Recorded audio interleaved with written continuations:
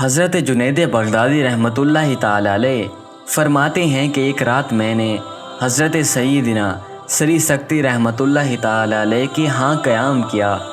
جب رات کا کچھ حصہ گزر گیا تو آپ رحمۃ اللہ تعالی علیہ نے فرمایا، اے جنید، کیا تم سو گئے؟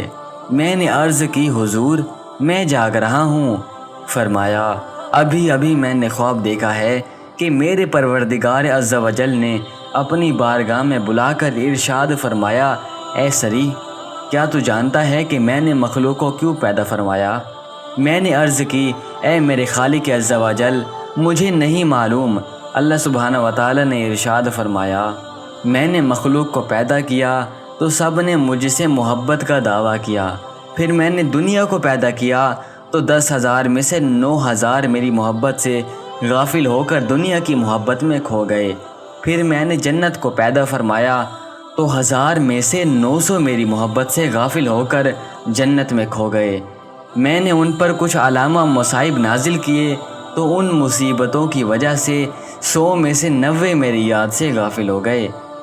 نہ تو تم نے دنیا کا ارادہ کیا، نہ جنت کی رغبت کی، اور نہ ہی مصیبتوں کی وجہ سے بھاگے۔ بتاؤ تم کیا چاہتے ہو؟ انہوں نے کہا، اے ہمارے علیم و خبیر پروردگار، تو ہماری چاہت کو خوب جاننے والا ہے۔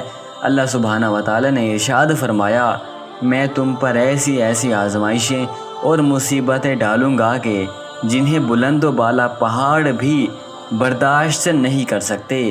کیا اس صورت میں بھی تم صبر و شکر کے ساتھ استقامت پر قائم رہو گے؟ عرض کی، اے میرے پروردگار، تو جانتا ہے کہ اب تک تو نے ہم پر جتنی مصیبتیں نازل کی، ہم ان سب پر راضی رہے اور آئندہ بھی ہر حال میں تجھ سے راضی رہیں گے۔ اللہ تبارک و تعالی نے ارشاد فرمایا، تم ہی میرے مخلص بندے ہو۔